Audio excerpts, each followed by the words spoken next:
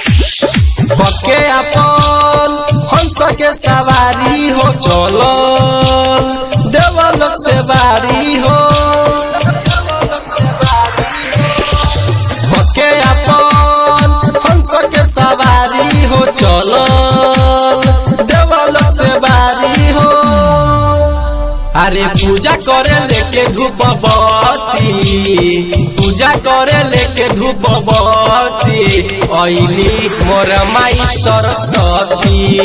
ओइली मोर माई सरस्वती पूजा करे लेके धूप बत्ती पूजा करे लेके धूप बत्ती ओइली मोर माई सरस्वती ओइली मोर माई सरस्वती ओइली मोर माई सरस्वती।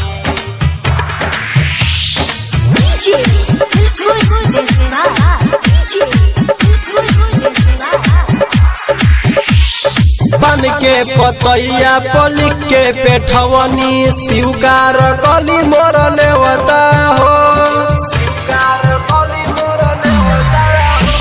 भयद भूत लागत करे स्वागत फूल बरसावे ले देवता हो।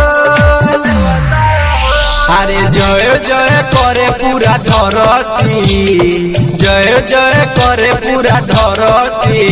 ओइली मोर माई सरस्वती ओइली मोर माई सरस्वती पूजा करे लेके धूप बत्ती ओइली मोर माई सरस्वती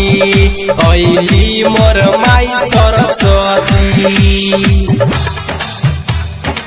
ओइली मोर माई सरस्वती।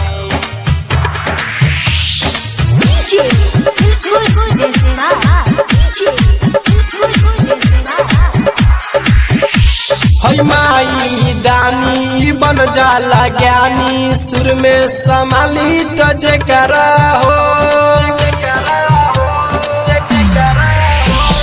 जाने जहान बा महिमा महान बा विद्या के देवी कहानी हो